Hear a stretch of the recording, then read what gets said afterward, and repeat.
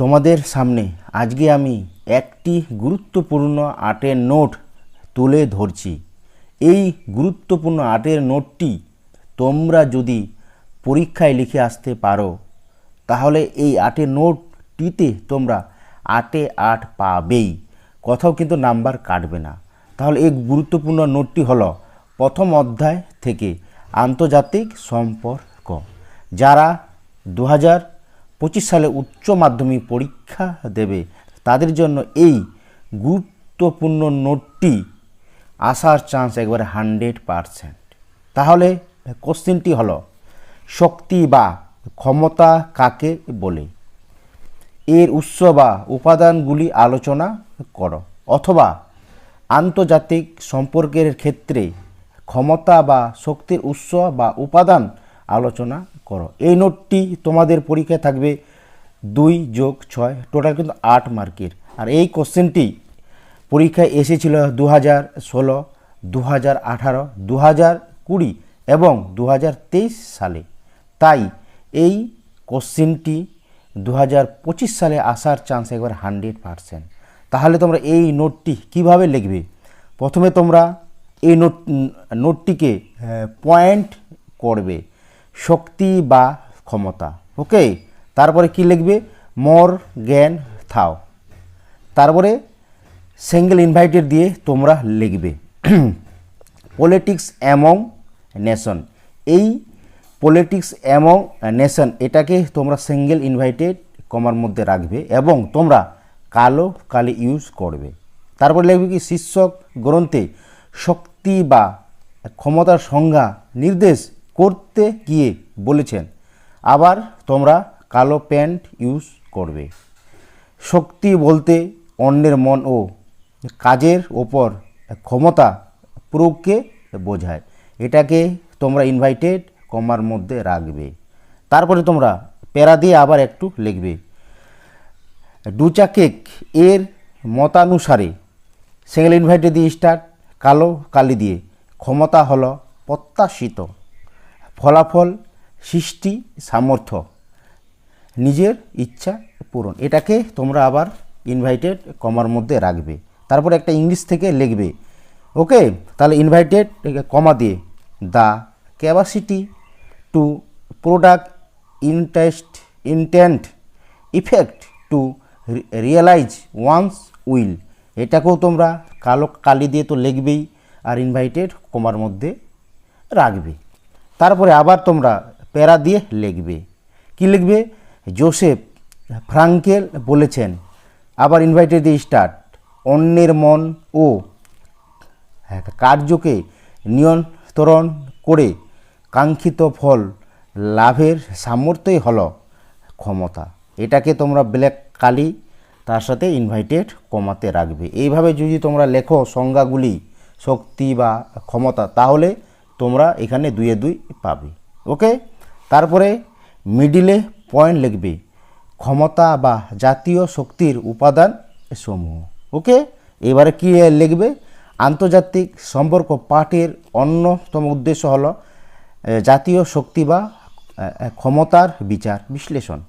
তাই কেবল আবার এটা ইনভাইটের মধ্যে রাখবে, শক্তি বা ক্ষমতা এটা ইনভাইটেড কভার মধ্যে রাখবে। কিন্তু যদি ফুলফিল নাম্বার পেতে চাও 8-এ 8, কি শক্তি বা ক্ষমতা শব্দটি ব্যবহার করার পরিবর্তে আবার ইনভাইটেড দিয়ে স্টার্ট, জাতীয় শক্তি বা ক্ষমতা এটা আবার ইনভাইটেড কভার মধ্যে রাখবে আর আন্ডারলাইন করে দেবে। কথাটি পুরোগ্রা সমচিত বলে মনে করা হয়। তারপরে লিখবে প্যারা দিয়ে আবার, জাতীয় শক্তির বিভিন্ন উপাদান রয়েছে, কয়েকটি গুরুত্বপূর্ণ উপাদান নিম্নে আলোচনা করা হলো। এবারে তোমরা পয়েন্ট দিয়ে লিখবে কি, ভৌগোলিক উপাদান। তাহলে কি লিখবে?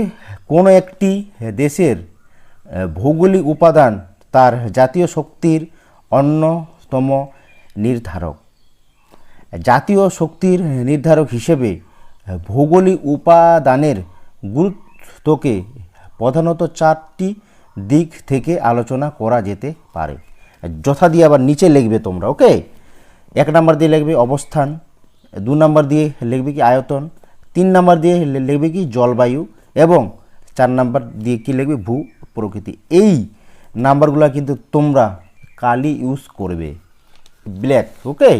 তারপরে আবার তোমরা পয়েন্ট দিয়ে লিখবে ভৌগোলিক অবস্থা, একটি দেশের প্রতিরক্ষা ব্যবস্থা, ওকে, সামরিক শক্তি, কমা কালো দিয়ে কিন্তু এগুলা দিয়ে লিখবে, কালি দিয়ে কিন্তু, ওকে।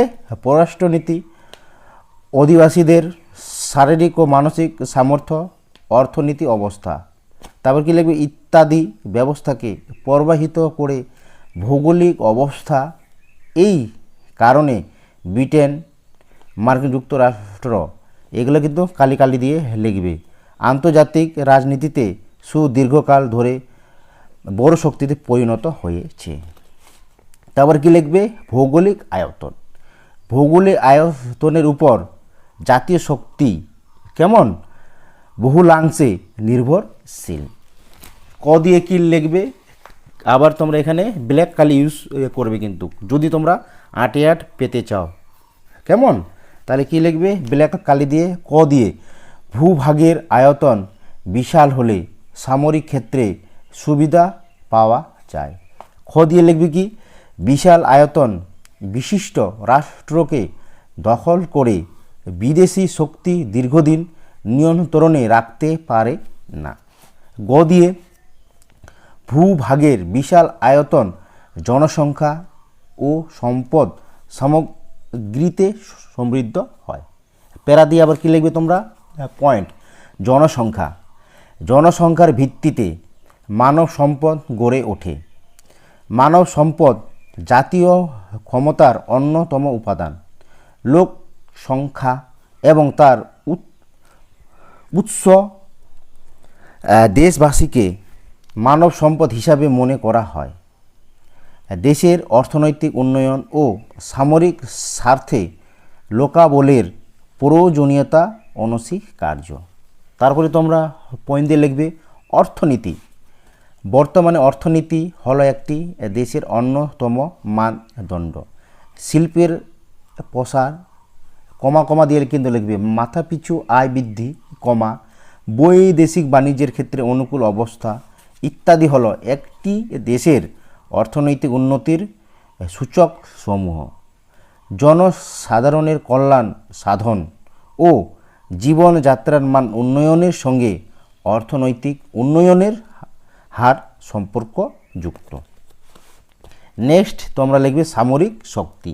পয়েন্ট, কোনো দেশকে তখনই শক্তিশালী বলা হবে যখন তার সামরিক শক্তি বেশি থাকবে, তবে এই ক্ষেত্রে শুধু সৈন্য সংখ্যা যথেষ্ট নয়, কমা সামরিক বাহিনীকে আধুনিক অস্ত্রশস্ত্রে সজ্জিত হতে হবে।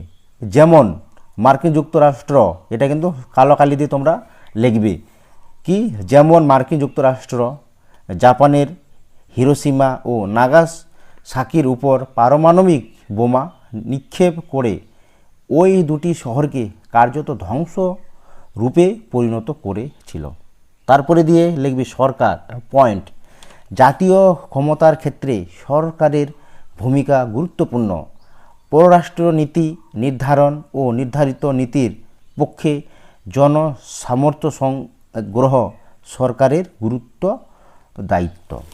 প্রাকৃতিক সম্পদ, তাহলে কি লিখবে পয়েন্ট কিন্তু কি লিখবে তোমরা প্রাকৃতিক সম্পদ।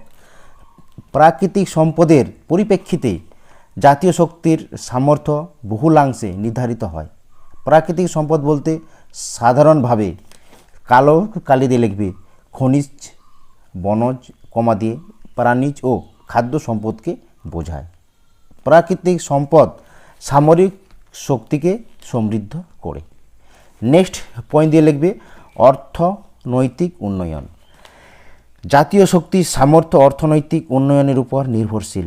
অর্থনৈতিক উন্নয়ন একটি দেশের পরিকাঠামোকে বদলে দেয় এবং মানুষের জীবনযাত্রার মান বৃদ্ধি পায়। নেক্সট পয়েন্ট লিখবে কূটনীতি। আধুনিক যুগে কূটনীতিকেও জাতীয় শক্তির অন্যতম উপাদান রূপে বিবেচনা করা হয়।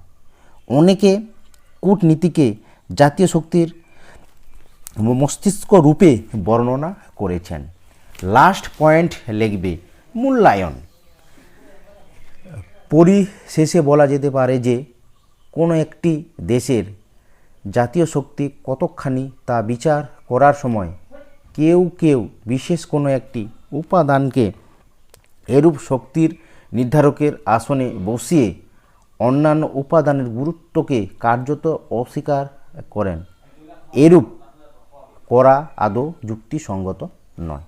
এইভাবে যদি তোমরা কোথাও প্যারা দিয়ে লিখবে, কোথাও ব্ল্যাক কালি দিয়ে লিখবে, কোথাও ইনভার্টেড কমাতে রাখবে, যদি লিখে আসতে পারো তাহলে তোমরা এই নোটটিতে 8-এ 8 পাবে।